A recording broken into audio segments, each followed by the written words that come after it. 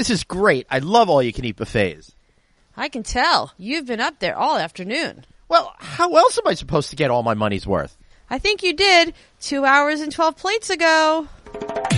Do you live, eat, and sleep the hotel industry? Looking to brush up on your game? You've come to the right place. Welcome to No Vacancy, the hospitality industry's #1 podcast with your host, Glenn Hausman.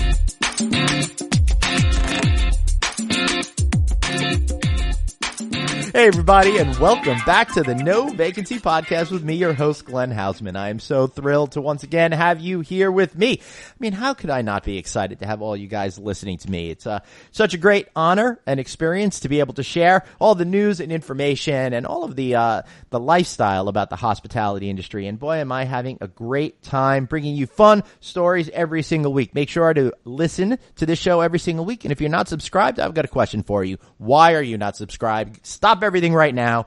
Go to iTunes, go to the Google Play Store, go to Stitcher, go to wherever you can find podcasts and subscribe to the No Vacancy Podcast. And more importantly, leave us a 5-star rating on iTunes. And even more importantly, share it with your friends, your family, your coworkers. Heck, even share it with the people that you can't stand in your life.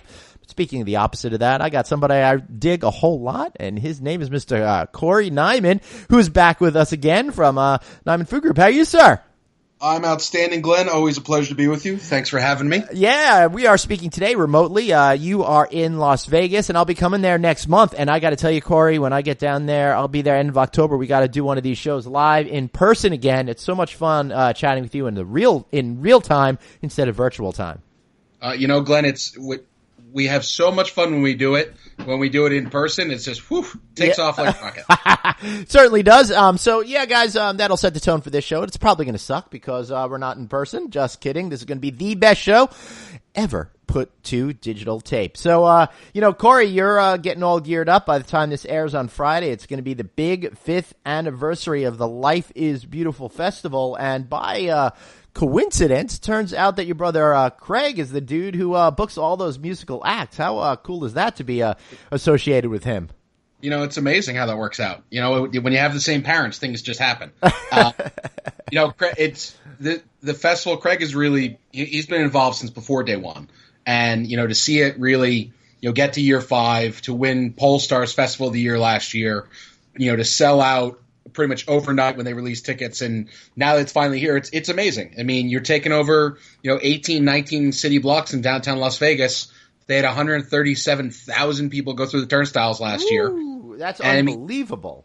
It's insane. So you can just imagine the economic impact, the social impact. With what's going on. Name something an industry that Life is Beautiful doesn't touch downtown, and you really can't come up with one. You've got social. It's unreal. And the cool thing is it's happening not just on the Strip, not just downtown Vegas, but in Las Vegas. It's happening in the city of Las Vegas. It's really an exciting time. Yeah, it certainly is. And if you're listening to this on the day that we release this or on the weekend we release this, maybe you can get yourself a VIP single-day ticket. General admission tickets are, of course, sold out. You can check out Gorillaz, Chance the Rapper, Lorde, Blink-182, and a whole lot of bands that I don't know anymore because I am no longer cool or hip. But if Fish was playing, then at least I'd know that band, and I'd probably wind up being there this weekend there, Corey. Very true. But no. So, the reason why I mentioned this Life is Beautiful Festival is not just because I'm speaking to his brother here, but last year I had Craig on the show. We ran it last September. So go back and check the archives if you want to hear the story of how these festivals come to be and how these bands are all booked. It's an interesting and fascinating peek at the event itself. Corey, one of the things that I like about the event is the arts focus of it, and seeing all of those street murals that they put up. My heart was broken as they were covering up some of them from previous years, but I'm really looking forward to seeing what these artists are going to come up with now. It's amazing. I mean, just, what they add to the whole landscape of downtown Vegas. The idea of, when they first started, people were very skeptical. And then you have these internationally recognized artists. I mean, you have Zio Ziegler, you have Bicicleta Collective, you had Banksy did a pop-up. There's some local artists being involved. It is going to be tremendous. Just the pops of color, the splashes, and just to do that in an urban environment, the canvas there. And credit to all the businesses who are down there to understand that that's something positive. It's not just, hey, we've got a wall. It's definitely not graffiti, but it's not just a wall downtown. It's something that drives people down there. I mean, people make a pilgrimage to Las Vegas to see these exhibitions, and it's a huge deal even outside the festival. Oh, I've done it outside the festival. And in fact, I would say after the first year, now I think downtown Vegas is a major scene to be reckoned with. But 5 years ago, it was still on the ascent, right? So it was just fun to go down there and see how downtown Vegas, some of the parts that hadn't been recreated yet, got these great murals and created an amazing art walking tour and created an atmosphere that's fun, that's different, that's unique, that you can't find on the major part of the strip. So that's why I love going downtown Las Vegas. I think it's great. If you're in town for that festival, check it out. And after the festival's over, make sure you go check out all of that amazing artwork. But the other side of town, Corey, you got big things happening. You got the Las Vegas Golden Knights now playing live in the arena. It's all happening. They had their first exhibition game the other night in Vancouver. They've got another one tonight, and they're coming up. They're going to have I think 2 right away in Vegas. And Glenn, it's active. I mean, you talk about T-Mobile Arena. Congratulations to what MGM and AEG have really done. We give them so much credit because they privately financed an arena. They've brought in a partner in Bill Foley and the Golden Knights in the NHL. They just had 2 major fights, whether it's the fake or whatever boxing match that you want to call the exhibition, or the fact that you had Canelo and Triple G, which last weekend sold out. Over 22,000 people are at that fight. Wow! And with the changes that are happening in Monte Carlo, they're going to rename it the Park. The new dining options that are going there, the fact that Italy's coming in there. I mean, the Park Theater that's got Bruno Mars. Bruno Mars, let me tell you this. People are losing their mind with him performing there. You have Cher. You've got Ricky Martin. And, for us, Glenn, just so you appreciate it, Widespread Panic, 3 nights. Whoa, when is that going to be? Halloween. I'm going to be at the lodging conference over Halloween, so I will not be there for that, but I will be in town the weekend before. I'm going to go see Ringo Starr and his all-star band. That should be new album. That should be a lot of fun on that Friday night. And I'm trying to convince my buddy to let me go see Trey, the lead singer from Fish, over at Brooklyn Bowl on that Thursday night. It's amazing to me how much is happening in Las Vegas right now. And you just broke some news unintentionally. I had no idea Italy was coming to the Park Hotel. Oh. Yeah, it's been coming. It's going to be a different version of, similar what they have, obviously a little bit less prepared food than a Chicago or New York. Yeah. And different than LA. But it's right there. It's Strip Central. And it's going to be pretty amazing. So they're actually bringing a lot of New York stuff to the old Monte Carlo, which is switching names, as you know. Yes. But it's becoming a hub. And, that's style park, concept. And they did it differently than what Caesars did with the Link, where the Link was all about, the observation wheel and a couple venues and go between the 2 casinos and some restaurants and some shops. And where MGM put their arena at the end, combined with the 2, technically 2 casino properties, but then different outdoor spaces and restaurants. And I mean, they did a Bon Appetit event in the park last year, in the Grove right there. That was extremely well received. I had no idea. I really liked that area. I was surprised that they built the new theater where they did at the soon-to-be former Monte Carlo casino. When I saw the construction going on, I thought it was going to be more restaurants and shops to complement what the great development they did on the other side of the street with the park. So that took me a little bit by surprise. But I do like it over there. I think it's fun. It's different. It's nice. And, of course, anywhere that brings a Shake Shack, that makes me a happy guy. You got to go for it, right? Yeah, got to have a concrete. You're in. Although I'm not so fond of the chicken waffles over at that other place that opened up there that I'm forgetting the name of right now because it didn't connect with me emotionally, which is always a big sin in hospitality. I tell you, can't take it. While we're talking about this whole cluster and the soon-to-be Park Hotel, the former Monte Carlo property, the top few floors are going to be a Nomad Hotel as well, which extends the dual branding of properties that are going on in Las Vegas. I like that approach. I think it's going to create a much more fun scene. I always looked at the Monte Carlo as a plain vanilla kind of forgettable property that, though it had a fancy name, it just never really lived up to that. It was kind of a big blank slate nothing to me. Nothing good, nothing bad, just nothing. From my indications, though, I think it's going to be a great use of the space by doing what they're doing with it. I think it's going to be fun. I think it's going to be hip. I think it's going to be cool. And I think it's a great way to repurpose an asset rather than build another 3,000 rooms. Oh, exactly. And, you're right. A 3-star hotel. But you had a great location. Yeah, terrific location. You have a tremendous location. Then when everyone realized that the park was being built and the theater was being built and the access to whether it be Excalibur right there or New York, or MGM. I mean, MGM really has that part of town. And where, listen, Caesars, God love them. Caesars Entertainment has their corner at the heart of Las Vegas Boulevard and Flamingo. They own those 3 corners, and then you have Bellagio, which doesn't suck, as we know. Yes. But the fact is, it's something that they've created a subset where they want to own that whole Tropicana in the Las Vegas Boulevard area. And funny enough, they also have a monorail that goes right in that area, too. Yeah, that's pretty interesting. Remember, this is very interesting. MGM is paying to extend the monorail to Mandalay Bay. Oh, that's really fascinating. And that is something that's going to be really critical. It's going to be important, especially when we talk about that other sports team that's going to be coming to town in a few years, and that's the Raiders. That are going to soon be the Las Vegas Raiders. As we were recording this earlier in the week than the Friday release date, I saw they officially started construction. They got some equipment out there, and they started digging a hole. So that's pretty exciting. It's good. We always like in Las Vegas when dirt gets moved. And, hopefully we don't find certain things, but you know what I mean by that. Wink, wink, nod, nod. Yeah. But I'll tell you, Glenn, it's I give the Raiders goes back to a few people who are county commissioners. It goes back to some people who had vision. It goes back to the idea that we know we needed one team, right? We knew it was a question of what league was going to start it. We're thrilled that the NHL started it. Now the NFL's recognized it. Then we have boxing. Then once we build this stadium, 65,000 plus seats that can flex up, that can host Super Bowls, that can host NCAA Final Fours, that can host PBR, NFR, you name it. The sky is really the limit because we're going to get more and more events in there, and we're going to have all these other organizations. And who knows what else comes? I mean, long term, I wouldn't.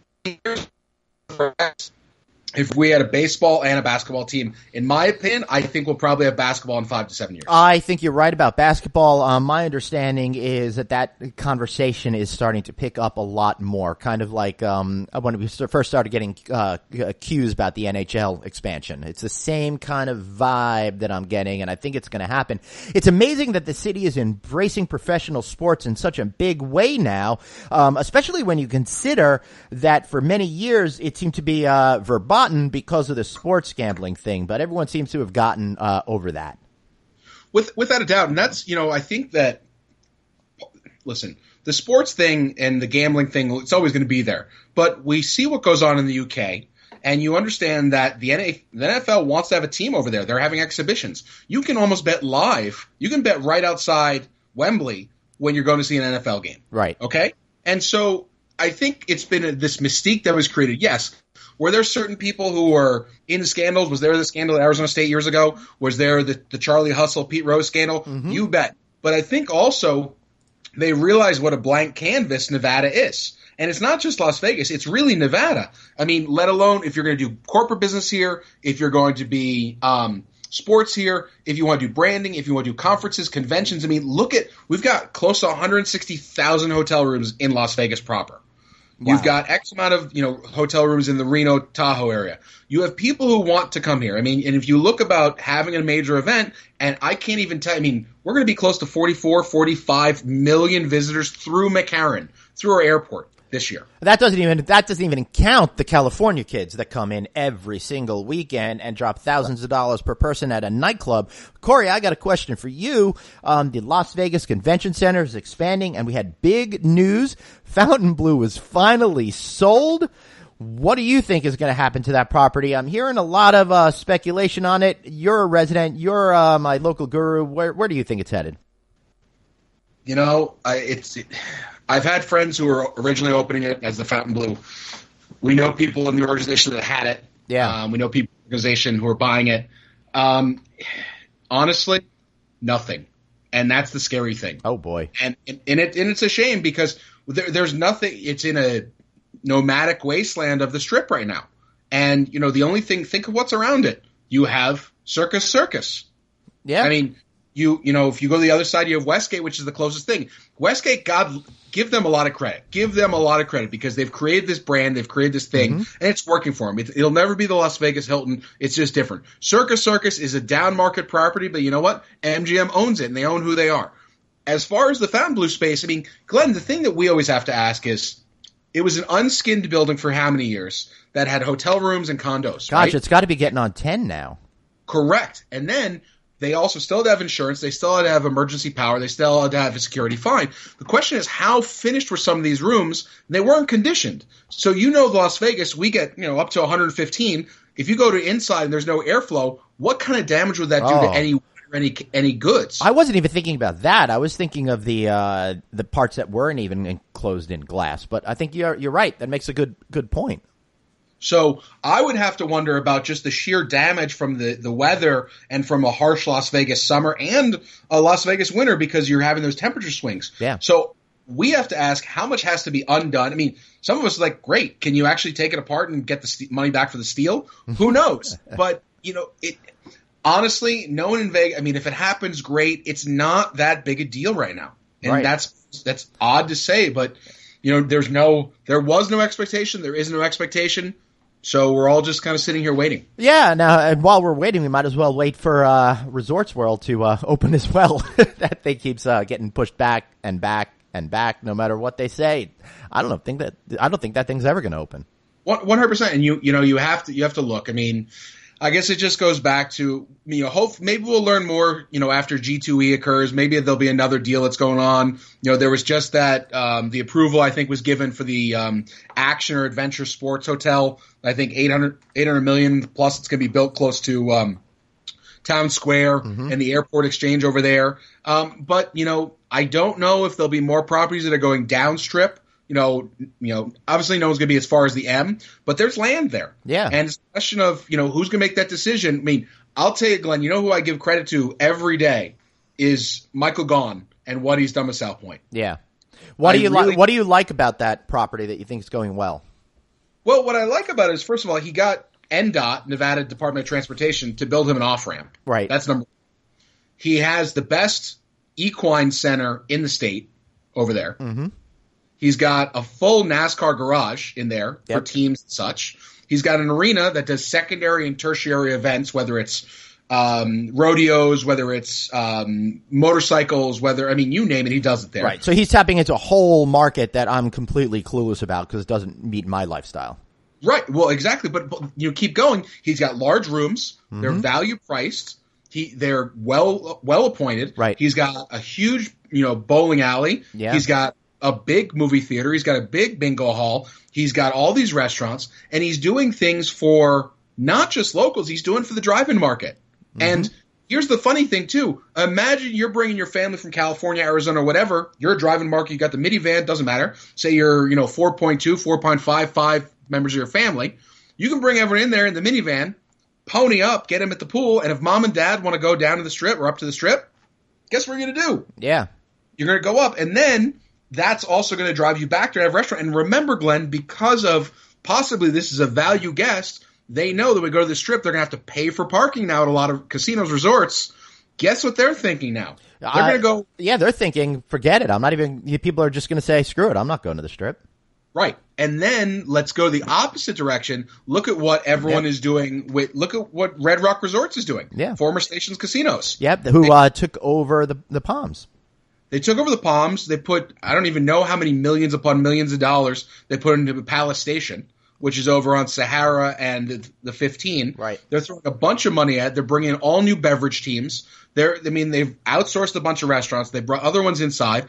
But they can also, the cool thing about them is you can walk in from the outside and go right to a restaurant. Right. And So that's so important. That's convenient. That's what people want, especially in those types of properties. But Corey, we're now getting on 20 minutes talking here, and we haven't talked about food. So you are the food guru. That's why I love having you on the show every once in a while, and hopefully we will get that podcast done next month when I'm in town. But I think maybe tell me, if you had a blank slate over at the Palms, which has just closed a lot of their restaurants over there, what would you do over there? I do approachable. I do something, I think that, we joke all the time about room service menus, right? Yeah. Or in-room dining, depending who we talk to. And there are a couple things that are always going to be on a room service menu, right? You have a really good burger, you have a Caesar salad, you have a club sandwich, you have a bowl of soup, and maybe a steak. Yep. People want approachable and understandable food now, and they want it fast. And if you have the ability to listen, if we want to do full service, that's great. That I'm all for it. If you want to do a counter service, the counter service model is working because it's differentiation of labor. The idea people can walk up and get what they want in a hurry, whether it's a sushi burrito, whether it's quick serve Greek food, whether it's going to be Indian food, whatever. Back and at it. And that's what the casinos ever wanted. I mean, when the paradigm shifted where people started using food and beverages as an amenity, but it was great, but it took them off the gaming floor. Now the question is, if we're going to take them off the gaming floor, give them what they want, okay, is it going to be a burger? It's going to be wings? Is it going to be pizza? People want approachable. I mean, yes, there are going to be people who want that steak. Yes, there are going to be people who want these things. Yeah, but how often are they going to do that? Right. I mean, every casino is always going to have a steakhouse, and I'm sure they're going to reopen a steakhouse to replace 9 there. I mean, I think that's just what they have to do. But I also think you are absolutely onto something, Corey. And I'm finding as time goes on, I'm less interested in those really long, lengthy dinners when I'm in Las Vegas. I do want something quick. I do want something easy. And I don't want something that's necessarily going to fill me up and weigh me down, because I've got some hanging out to do. And for me, the perfect meal is noodle houses or sushi or just something light and quick. Right. And Glenn, everyone's got somewhere else to be in Vegas. That's Absolutely. The funny thing. Everyone has somewhere else to go. And there are some restaurants who are successfully creating experiential dining, whether it's, you call it an STK, whether you go with a Libertine Social, where you've got either a beverage program or a DJ who's keeping you there, so you want to have a full experience, not just a meal. Whether you're going to go to somewhere and say, oh, I can watch a movie and do this, I can dance, I can do this, but they're going to keep you there for a couple hours. You look at, go to somewhere like Legacy Stadium Club. Obviously that has televisions and sports fueling everything else, but it's experiential dining. That place has really done a good job by itself. It survived since about a year after Palazzo opened, to replace the Jay-Z's 40/40 Club, which was interesting. I think it works so much better in this particular format. A number of years ago, I had a chance to spend Sunday watching football over there, eating chicken wings, eating some of those types of food. I thought it was a absolutely great and wonderful experience, and really made for a fun Las Vegas afternoon. It is. I give them a lot of credit. They took over a space that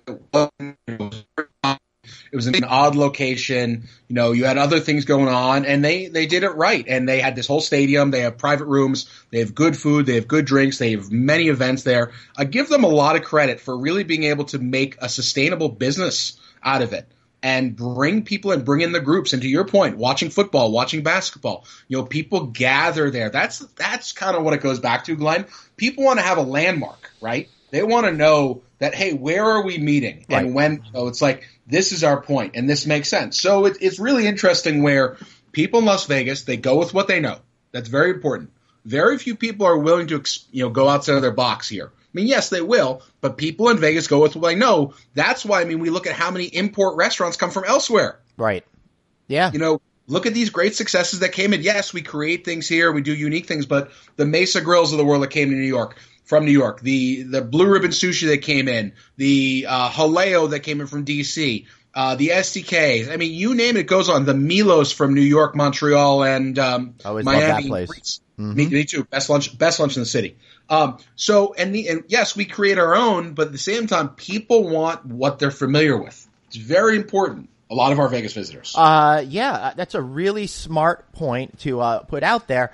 And I think what the overall lesson is, and I don't want this all to just be about Las Vegas and not have it be applicable to all you folks that are in other areas of the country operating, at hotels and stuff. But I think that the lesson to be learned from this entire conversation so far is smart, approachable food set in a place that's a great meeting spot that has some sort of added experience to it. I think that is a win-win kind of formula for a hotelier.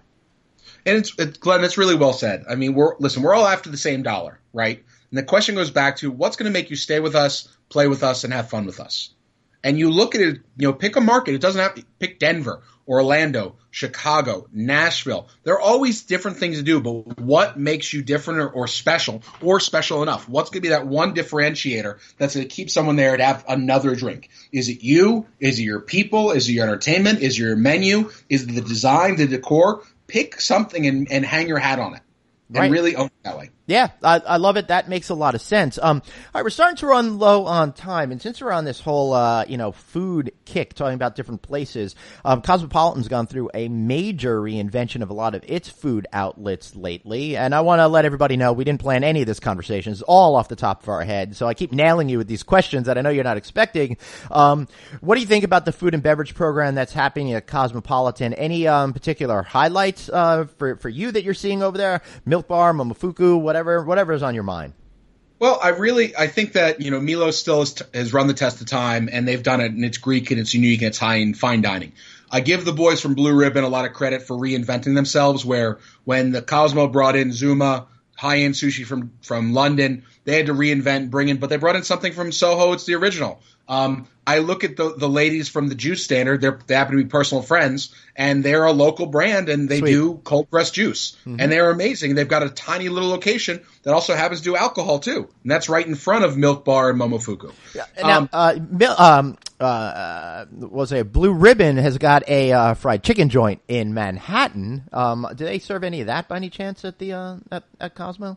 I have to look at the new menu. I think they do. I do know. I will tell you off strip. Yep. The boys did open a Blue Ribbon fried chicken. That's in downtown Summerlin. So, and then the fried chicken is a little different, but remember they did the menu for Brooklyn Bowl. Yes. So they do fried chicken. And I must say, they also have gluten-free fried chicken. Very important. I've never had that before. That's interesting. And I hear great things about the food at Brooklyn Bowl. And I know earlier I talked about trying to go see Trey Anastasio, the lead singer from Fish, there in October. But I got to get a meal over there sometime because they've got great food, I understand, and maybe the best sound system of any venue that I've seen in Las Vegas that I've personally gone to. Without a doubt, they do it's a great place to see a show. I've seen probably close to 100 shows there. I've bowled, I've eaten, I've drank, I've done private events there. I mean, Life is Beautiful did a kickoff party once there. I mean, it's a great venue. I mean, you're talking 80,000+ square feet.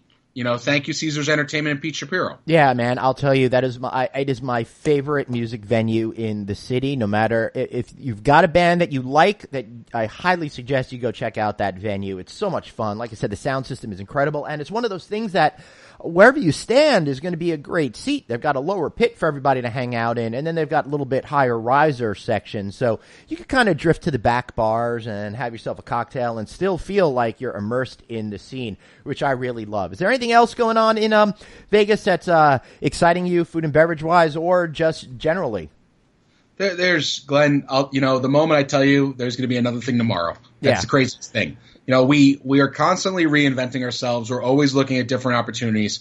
Stay tuned for something new coming from Caesars in the next coming months. You'll probably see something over at Mandalay. Obviously, really keep your eyes on the Palms and what the boys are doing over there. They've tapped some old Las Vegas veterans. And just, off strip, be on the lookout for what they're doing at Red Rock, Green Valley Ranch, etc. And there's some fun things happening. And so, and plus, in case anyone wants to venture off strip, here are a couple names, guys. Make sure when you're on the way from the airport, stop at Naked City Pizza Shop, get some killer wings and sheet pan pizza from Buffalo. He does a great job. If you really want a nautical and old school Vegas bar, the Starboard Tack was just reopened over on Atlantic Avenue, which is a damn fun good time. Oh yeah. And be on the lookout for the Arts District. It is a redeveloping area. Makers and Finders, killer coffee shop, Velveteen Rabbit have an amazing cocktail bar. And plus, if you have time, go to the best cocktail bar we have in the city, Herbs and Rye, steak happy hour, 5 to 8 and 12 till close. Woo, man. That was a whole lot all off the top of your head. Pretty impressive there, Corey. All right, how about some shameless plugs for yourself? Shameless plugs. Okay, so as you know, the Nyman Group, we are a boutique hospitality consulting firm. We work with clients as small or as big as you'd like to be.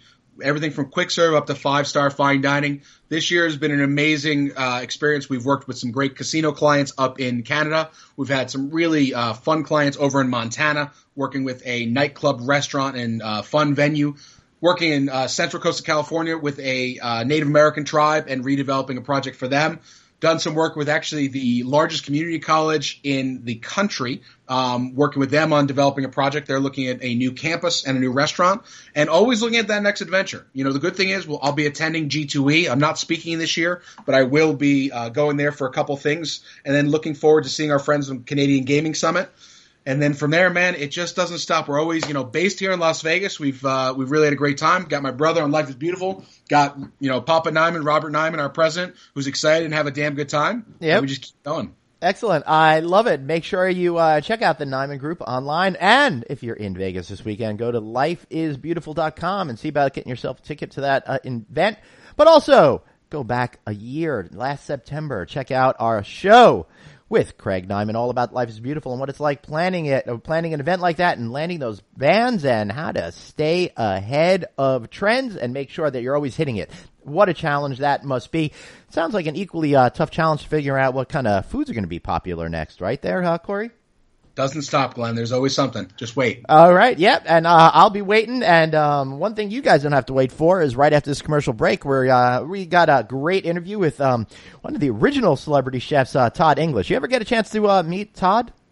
Many times. I've had drinks with him, too. Have you? All right. Well, next time I see him, I'll make sure I mention your name. You're going to love this interview. It's a wide-ranging interview. We spoke for a long time at his food hall in the basement of the Plaza Hotel in New York. It was a great conversation. We learned lots of important things. I've been holding this interview back for a couple of months because I was waiting for the right time to do it. Now that everybody's ready for fall, moving forward, it is time to release this interview. I hope you guys enjoy it.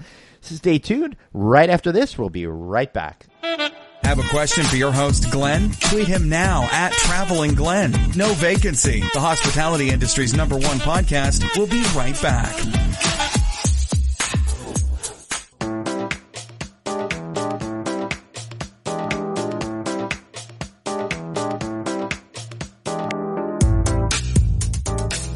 Hey everybody, Glenn here. And if you're like me, then I know that you love terrific art. Art that creates a sense of place. Art that tells a story of where you are. Art that adds a level of detail that you can't get anywhere else. And great folks that do this, Kevin Barry Fine Art Associates. You can find them online at kevinbarryfineart.com, and I highly encourage that you check them out. One recent project that I'm totally in love with is the Fairmont, Washington, D.C., where they created a custom project with a local artist, and they created some of this on site. They actually created a multi-dimensional wall sculpture from gold blocks, which is an abstracted map grid of the Washington, D.C. area. It's got different elevations to it and looks absolutely fantastic. It was done along with Deborah Forrest and Amanda Jackson of Forrest Perkins, which is now Perkins Eastman. And they all work together to create this fabulous new look. So if you want to create a fabulous new look for your hotel, or if you just love great art, check out kevinbarryfineart.com or give him a call at 310-945-2655. Let him know Glenn sent you.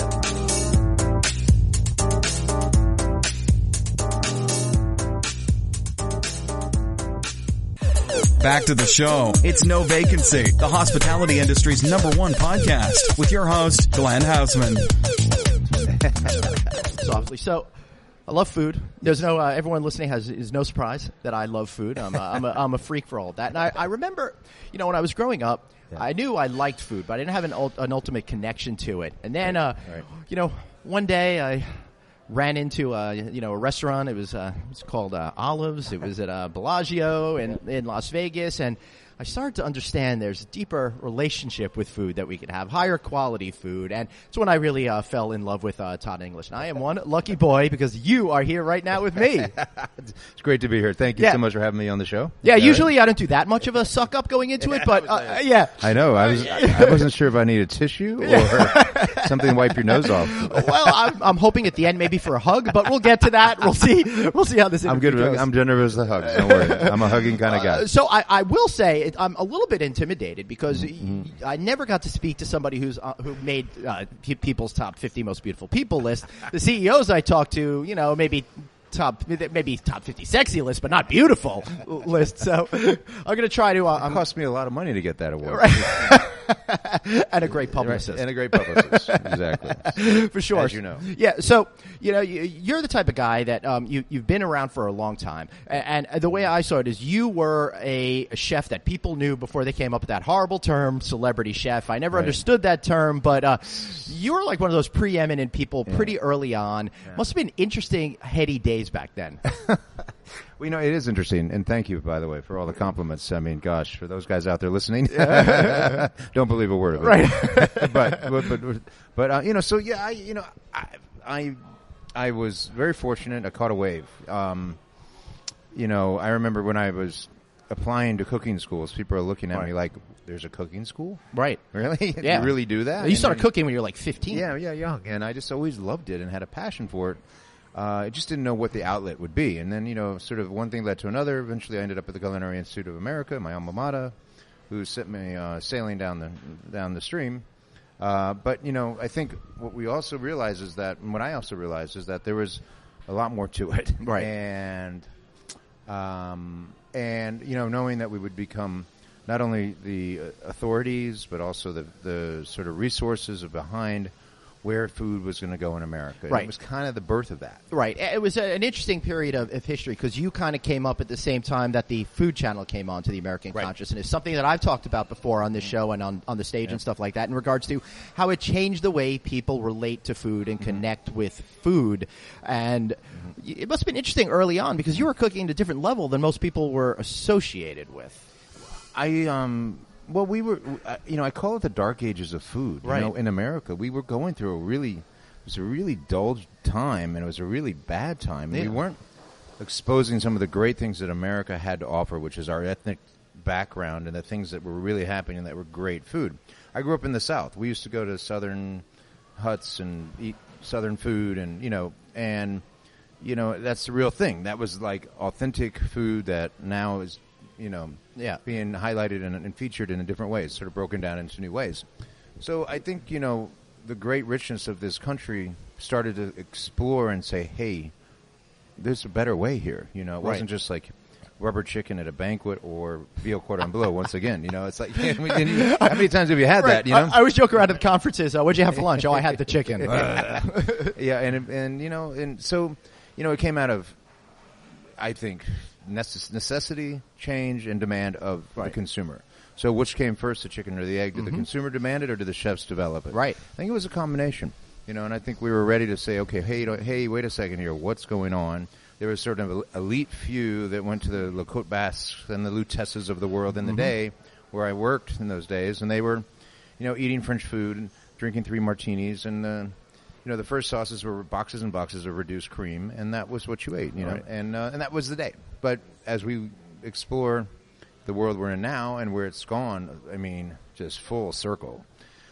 So I was really, I just knew there was something different, and I went to Europe, and I go, okay, in America, we have to call it organic. Right. In Europe, they don't have to is. say it. It just is. It just is, And now we're getting to that point. So Yeah. it's really great and refreshing to see. Yeah, one of the things that amazes me about Europe is how thin and healthy and happy everybody looks compared to the typical American consumer.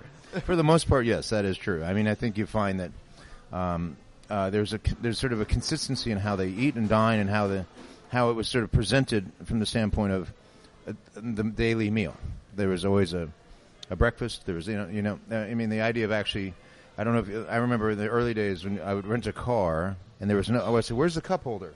Right. No, you don't do that in Europe. You go, you stop, you have an espresso, you take your time. and then you move on. I So love that's that way of life. Exactly. Right? Yeah. All right, so before I start talking to you about Europe and your time in Italy and stuff, I want you to explain shrimp and grits to me, because I try, and I do not understand grits. I mean, not just Denny's, but real places too.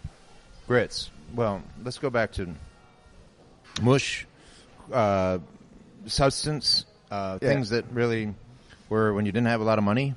That's what you ate. Mm-hmm. So, polenta, grits, same thing. So it was certainly a southern, if not a African American dish. I think that came from Africa and was introduced when African Americans came here and started cooking for the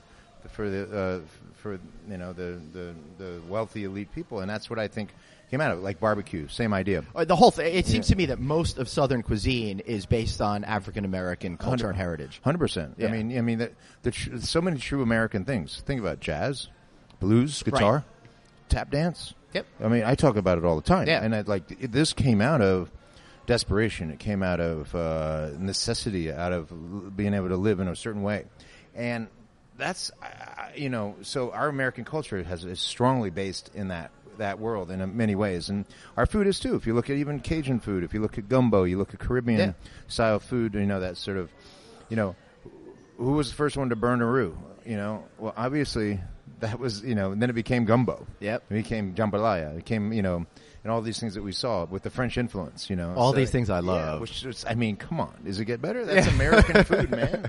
And that's what we love. And so, as an American chef, we learned to cherish that, worship that. When I got out of school in 1982, it was a while ago. Everybody was like, we're not calling them French fries. We're calling them, not freedom fries. That was another year. That was 2001. Right? But, we were calling them American fries or whatever. So there was a different era. We wanted to celebrate our heritage. We wanted to celebrate what is here in America. So one of the things we're doing is an American market in Times Square. Right. Celebrating American food. That's pretty cool. Yeah. So I should put us into perspective. We're here at the Todd English Food Hall in the basement of the Plaza Hotel. What a great thing. And this came around in 2010. Now, I know I'm jumping around. We haven't even talked about Italy and stuff when you're starting out, but, we're sitting here, we're talking about of food. Where did this idea come from? Because at the time, in New York, we hadn't had anything like this that was of substance. You're talking food hall. Yeah. Not food. We had plenty of that and plenty of good stuff, too. A lot of good stuff. Not a lot of shrimp and grits, but the rest of the stuff. Go to Katz's Deli. You get plenty of food there.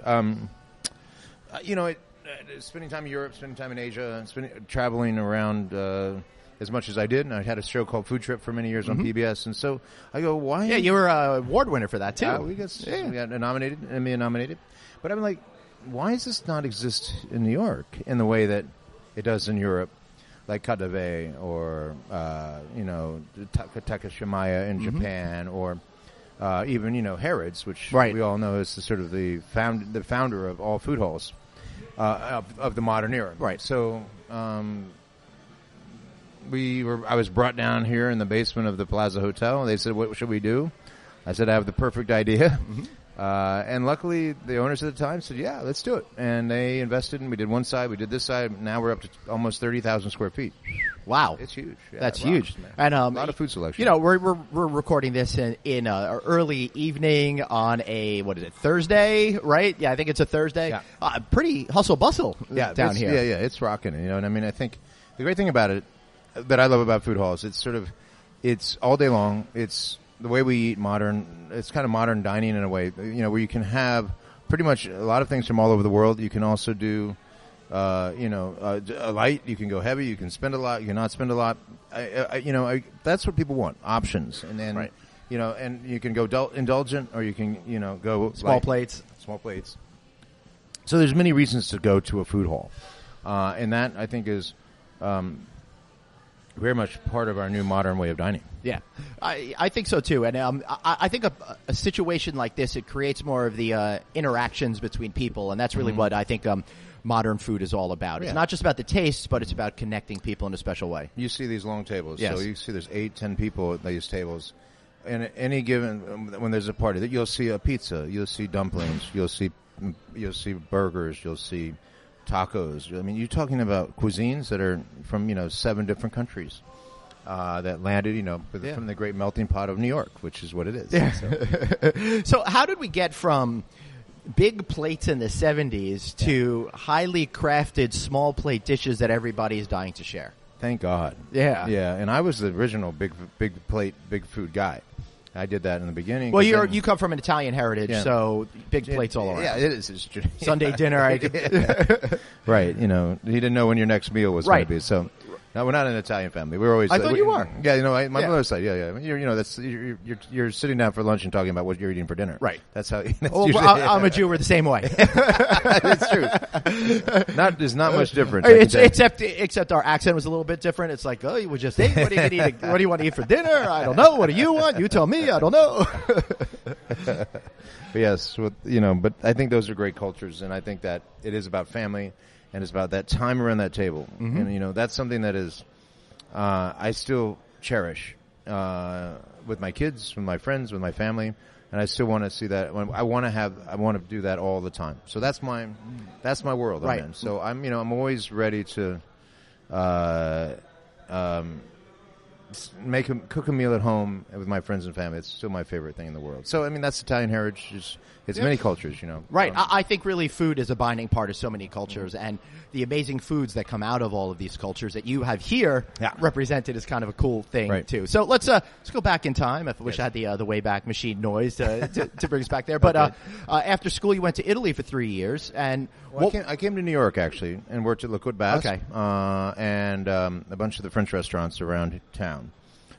Spent almost 3 years, 2.5 years, cooking in these restaurants. And, at the time, it was kind of the dawn of the American cook. I will say cook, because we were working American cooks. I was very nervous when I went into my first day at Le Côte Basque, because I thought, I don't speak French that well, and I'm sure they're all French chefs, and I was worried. It turned out to be all American dudes. And we're all there just cranking it out, all from the CIA. And, and there's this real camaraderie. We're very proud of being able to learn and be part of this, which was, we weren't doing it for the money, and we all knew that. This was a time before there was even money as an option, right? I don't think for the first 3 jobs I even asked how much I was going to make. Right. I just was thrilled that I could get a job. It's so interesting because you had a real love of food at this time of your life, where today I talk to a lot of folks and it's like, I want to be on TV, so they go to a cooking school. Yeah. People ask, don't get me going on that. I think it's important. You got to love it. Yeah. And I can just look at someone who chops an onion, right, and go, you don't really love this. You got to love it. And it's if you talk about actors on Broadway, or you talk about those that just want to go straight to Hollywood and be in a movie and be in a big flashy movie with lots of big scenes in there. That's one thing, but as opposed to really being able to do your craft, an actor on Broadway does their craft. They really do work at singing, dance, whatever it is. And I talk about it the same way as a cook.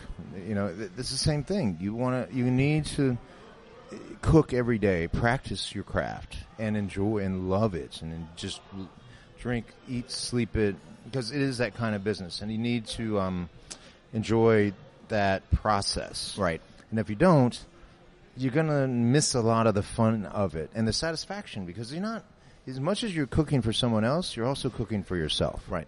Yeah, it's interesting. I feel like we've led parallel lives, except you're very successful, and I'm sitting on this side of the microphone. But it's true. As I started out as a. I was in different ways of measuring success, I can say. I feel pretty good about where I am in life, because to me, it's not necessarily about the money you make, but it's about the quality of the experiences 100%. That you have after you get to the basics of paying for all of your stuff. Right. But for me, it's like I found a love with the written word, and I would do it every single day. And the more I did it, the more easier it became, the more I fell in love with it. And that's what you're really talking about. That's exactly. Is embracing it fully. Yeah, and there's this incredible craft to the power of language, and the power of written word is like, come on, that is, a gift that is, whether you're Shakespeare or whomever it might be. Right. You're writing something that is really about, what life is, and it's describing it in a way that I mean, I think that in written or in plays, I think it's all about intrigue, and if you can really spark something about, and really spark someone's interest in their way that they can actually, hey, this is, wow, I'm eating this. What is that? Oh my gosh, I've never had that before. Or so it's a sort of comfort and challenge, and comfort in also something that's familiar. Food is a very is a very emotional thing. Mm-hmm. I mean, if you think about Absolutely. it, our nose is our greatest memory. We might remember. I mean, I remember onions, garlic, and olive oil, and that is whenever I smell that, I'm 5 years old, right? Again, and I'm running around the kitchen, Yep. And music does that. Writing does exactly. that. Well, music, you hear a song, it brings you back to a very specific time, just like you with the onions and the olive oil and stuff. But it must be very satisfying for you when people are sitting around a table and they take a bite and they go, "Oh, you have to try this. This is the best," right? When there's two things that happen: the table goes quiet, or the table. And when they go quiet, usually that's a good sign. Right. That means they're really concentrating and they're really enjoying it. Or if they go silent, they're like, I don't know. But no, but really the latter is, I think, it's more that people really enjoying that moment. Mm-hmm. I always say food is our greatest democracy. Food is a way of celebrating us around the table, and we should all celebrate together in the same fashion. And it shouldn't be, it doesn't matter if you're eating grits, right? Yep. Porridge of any sort, or you're eating caviar. Mm-hmm. It doesn't matter. It's what it is, the feeling that is evoked around the table and the love that is felt through the food to each other. Yeah. Speaking of caviar, I was very tempted to have a caviar shooter over on the other side of the food hall earlier. We can arrange that if you like. Well, I didn't say that to get some caviar, but I did want to point out some of the cool stuff that you hear. So, all right. So you're in New York. You're hanging out with the CIA guys. You're making a difference, behind the lines. You're working for hardly any money. Yeah. You're sweating and working long hours, but you loved it, right? I loved it. Yeah, and I loved it. I couldn't get enough of it. I tried regular school. It really didn't work out for me. Mm-hmm. You put me in a kitchen, and that's where I wanted to stay. That's where I wanted to live. It was just everything I wanted. So I don't know. And I was like, I didn't have any plan. There wasn't really any sort of roadmap in those days. No. I was like, let me open one restaurant. I'll be good. Make a nice living. Eat well. Always hopefully have a good bottle of red wine at the end of the night. I'm good. And little did we know where this was going. And you talk about celebrity chef, you talk about whatever it is. But the only reason I like that term, if I can go back to that, is really I like it because it can help benefit other things. In what way? Charities. Mm-hmm. Interesting. Because I feel like we need to be very charitable, and I think that in the food business that is one of the things that's part of as a chef, it's about generosity. Right. And I think and as a cook and as a restaurateur, you have to be a generous person. You want people to be happy. That's that generosity. Yes, and that's the whole spirit. Sickness, whatever you want to call it. No, I see it every day in the hospitality industry where, you get Ritz-Carlton, ladies and gentlemen serving ladies and gentlemen, right? It's that whole spirit of giving of yourself just for the sake of doing that, making other people happy. Yeah. And it's a satisfying thing, and who knows why that's our calling, but it is. And it's one of those things that if you don't embrace that, then you're not necessarily going to be successful in that world. But you're going to have a lot of, I don't know. Maybe unless it's that kind of restaurant. It could be like a Durgan Park where you in Boston where you trash the customer. Yeah. Well, it also depends on, again, what your definition of success is. If you want to have that Durgan Park place and trash the customer, then hey. All right, so you're here in New York. You did that for a while. That's when you went to Italy for 3 years? No. It was about a year. Only a year? Yeah. Okay. And then came back, landed in Boston, and got a job there looking as a chef. And actually, it was a sous chef. Mm-hmm. The chef walked out 2 nights before the opening. I don't know what happened, and I ended up taking over. That's pretty cool. Can you write me a menu, Todd? I'm like, okay, yeah. Let's see what happens. 25 years old. Okay. But you've been at it for 10 years. Yeah, I did. And, yeah, exactly. Yeah, but not on that capacity. No. That must have been. It was high profile, and Mikhail Larson, who was the owner, very connected in Boston. Mm-hmm. it was one of the first kind of Northern Italian, we call Northern Italian. Right. So, I mean, Julia would come in, Childs, and she'd go, she says how much she loved there was rabbit on the menu. It was sort of like nobody said rabbit, nobody said radicchio, nobody even knew what that was. Risotto was like a foreign, language, Right. Yeah. on the plate, and nobody understood that. So I really spent a lot of time wanting to really educate and give people that experience of what one would get in a Italian restaurant, whether it be a trattoria or it be a Michelin star restaurant. So, and we really went for that. So, that's, was really part of, trying to understand, the audience. Okay. And we opened up on literally the back streets of MIT. Yeah. We are in the restaurant. It's really loud over there. It's all right. You can't hear too much, but if anything, it adds that sense of authenticity. So they'll never know I'm speaking to a Todd English impersonator, not the actual guy. I like the sound effects. That's that Hollywood in it. Yeah. All right. So you got thrust into this position. Obviously, you got your sea legs. You were a success at that. And at what point did you decide to say, "Hey, I've got to go off on my own"? Yeah. It was sort of a tragic time. My wife and I had gone through a difficult time with a childbirth. We lost a baby at birth, and I decided that I wanted to do something different and get out of it. I've been there for 3 years. I could imagine that your life suddenly lacks meaning after that. Yeah, you kind of you can't. Yeah, it was a really tough can't imagine. tough time in our life. And so we both said, okay, we're going to take a little time, and and let's figure out what we're going to do. And we found this little spot in Charlestown, Massachusetts, and the rent was like $1,200 a month. And I said, let's just try something here. Let's open it up. In those days, we actually went to a bank.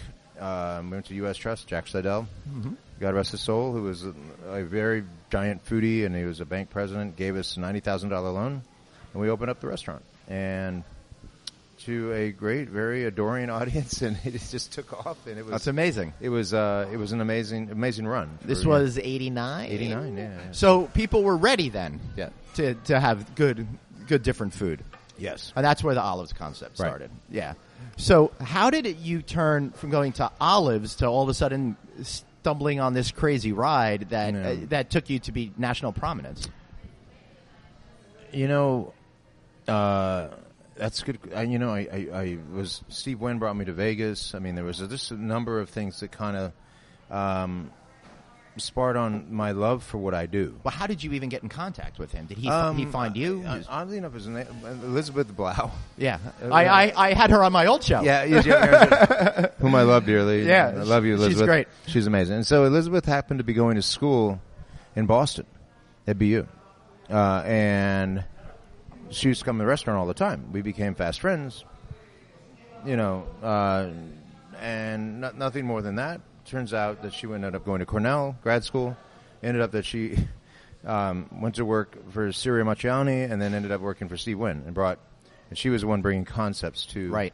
So she gave me the opportunity. That's amazing. And Steve did too. So that kind of launched me in another level. So that. Yeah. I mean, stratosphere. To open up in a place, and I don't want people to get confused with the Stratosphere because that's a different hotel entirely.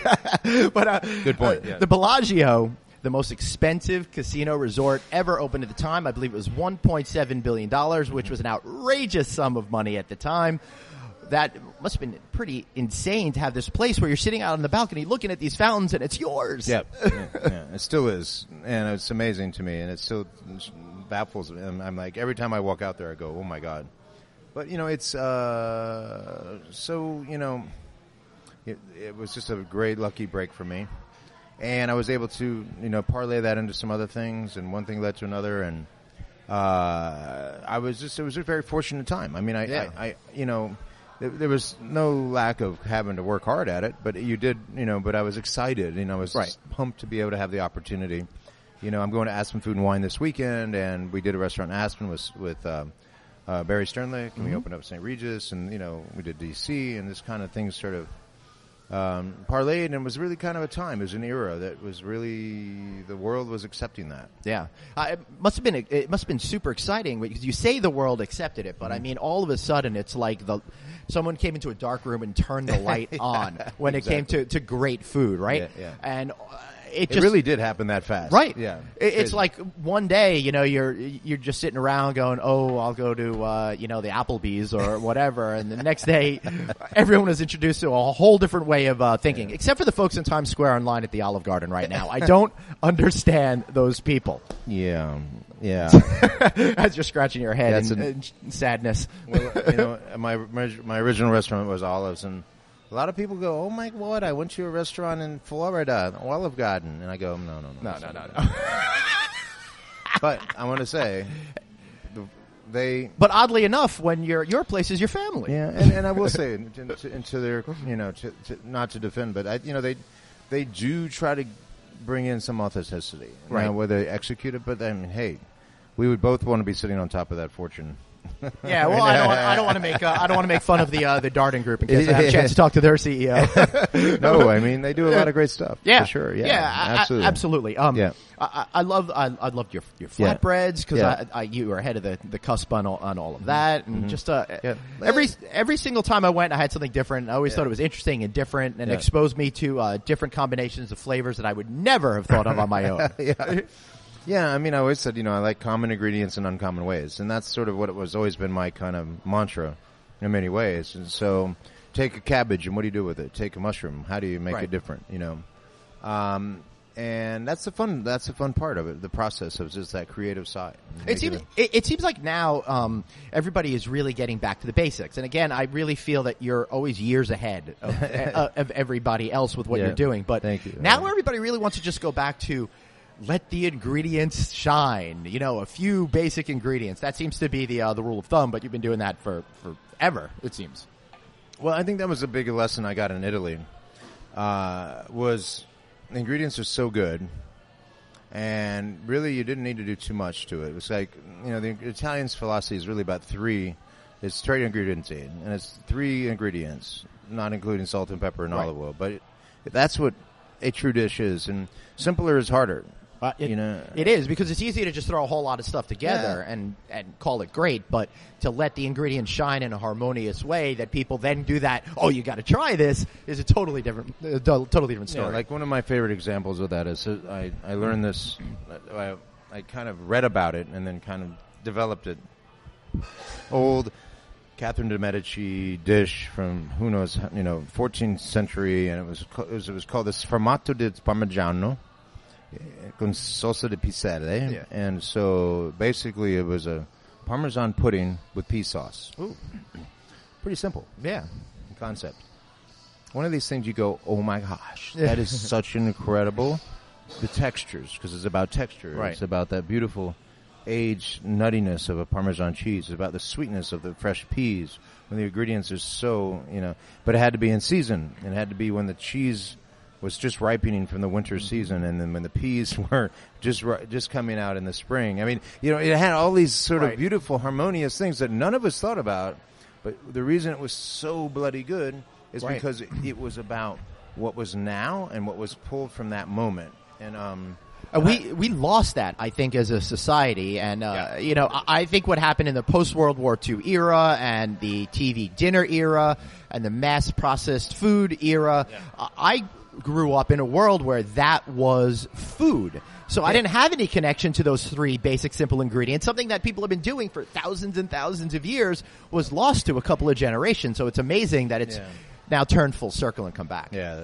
that whole time, and it was after post World War II, and that era, the 50s and the 60s of like processing and making food. I mean, I still marvel when I look at a maraschino cherry. I go, wow.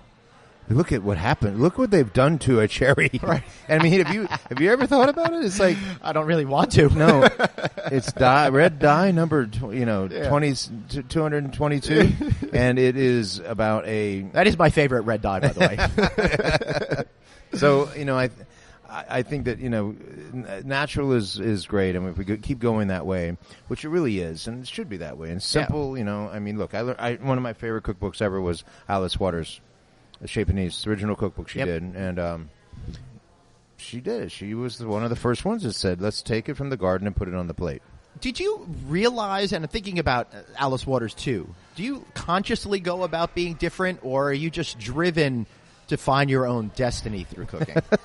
That's such a great question. I don't know. I think I'm driven to not be the same and really find my own. Yeah, I think so. It really is about finding my own space in this crowd. It's now getting more crowded too. But existentially speaking, I think one of the hardest things that we do in life is to find your true self and express it creatively. Yeah, and I think that's an important thing. And as a writer, that's an important thing. Is what's your voice? Right. What's my food voice? Yeah. Usually me, I just make jokes to deflect. That's okay. Whatever. That's your voice. That's how it is. I'm the Chandler of the podcasting community. It must have been a really interesting time to go from being a regular guy to all of a sudden being a prominent personality that people recognize. How odd was that for you? I still feel like a regular guy. No, but you know what I mean. Yeah. Just like you go out and you're doing your own thing, but then all of a sudden people start to recognize you. Yeah, that's a different world. And, and it takes a little sort of getting used to, for sure. Yeah. And I'm not going to lie, some people get weird. Yeah, of course. But it's certainly... Like me just before this podcast. Yeah, and I go, okay, well, it's part of the world. And yet... Yeah. I think that it's a pretty simple thing. Most people just want to... be part of something that is excites them, and you might go and see a movie star, but you only see him on a screen. You don't really. We're chefs. We're very accessible. You come to our restaurant, we're walking around. You talk to us. Yeah. We talk to a lot of people, so I think it's very important that. We're fun, we're accessible, we keep everything, lively, and people don't feel uncomfortable because that's the most important thing. I don't want to ever express, the fact that you can't approach me. That's not the way it is. It's about, hey, you know what? I'm not saving babies. I'm just cooking food. Yeah. And that's it. Yeah, but I got to tell you, I've met some of the guys that are in your circle that think they're saving babies. That's too bad. It is. For those guys out there, stop it. Yeah, exactly. You're ruining the reputation for everybody. Okay, so before we wrap this thing up, I want to talk about two more things. Where do you think we're going next in food trends? And then I want to hear a little advice for next generation type people. So where are we going? Plants. Mm-hmm. Big time. Brain food. Yeah. Big time. What is it? I mean, kale was great in 2014, but we seem to have moved away from that. Thank God. that was such a bad representation of a movement. Right. And I found that even veganism is kind of, as much I appreciate it. I get it. I want to, I respect it, but I think also, I don't want it to be a political statement. I feel like sometimes it is. It's just too harsh. Yeah. I get it. Eat plants. I've been doing Mediterranean food decades. and that's the diet is based on plants. The center of the plate is not the protein. Yeah. Although I do believe that we are going to start seeing food and it will be based on what it does to our system. So, and I think that we're going to be much more educated. We don't want it to be deprived in any way of our satisfaction with food. Mm-hmm. But we also want to have food that has a purpose. So, food with a purpose is coming up big. Right. Which is now going to make me talk about another topic, because I think one of the root problems that we have in our society right now is how the government supports, big corn and all of that kind of stuff, and we live on these that's a whole other podcast. Right? Yeah, for sure. But don't get me going on that. So, I think we're going to have to do this again, because now we've got I've got to hear your screed against people that go into cooking for the wrong reasons. Yes, and this one too. So all right, so. What do people need to know in order to find success in their own lives through cooking or food? And I'm not saying be on a TV show, be a star, own a lot of restaurants, but find your own personal success. You've said it. We said it. It's find your own voice. Yeah. Find your own angle. What is it? Is there a way to do that? To get out of, It has to do with so many things. If you're a songwriter, what are you writing about? You're a storyteller. Mm-hmm. Tell your story through your food. And that's what I say. I want to know what you're about because you know who you are. Right. And there's a lot of exploration, and it's not easy. Mm-hmm. And I think in the world of creating, in the world of changing, in the world of don't be just don't rest on laurels, don't rest on mediocrity. Push yourself every day to be different, and push yourself every day to think about what it is that you want to represent on your canvas, which is that plate of and your art, which is your food. So you're painting that canvas with what you're about. Beautiful. I love that. All right. So last question. I know I keep saying that, but I mean it this time. Maybe. This is this is the final tour. The final tour. Rolling Stones. I promise you. I was about to say, we're going to wheel them out next time. I'm the Cher of asking last questions. Okay. So I want to add more plants to my diet at home. Honestly. Okay. I find that I grew up in that meat and potatoes kind of world. Do you have a garden? No, I wish I had a garden. That would help. Yeah, I've got the Stop and Shop down the road that I go to. But give me an idea for a simple dish that'll let the vegetable shine, but make me not feel like it's just a vegetarian meal. Right. Simple. Okay. Let's talk beets, or asparagus. Let's go asparagus. Yep. Okay, asparagus readily available.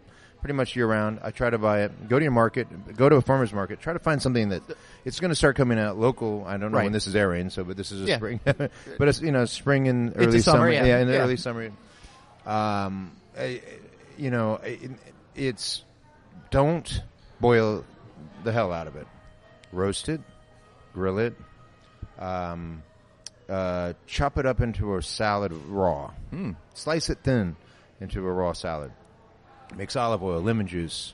You can put a little sherry vinegar in it. You can put a little cheese, Parmesan cheese, and you're good to go. And I think those are simple things. I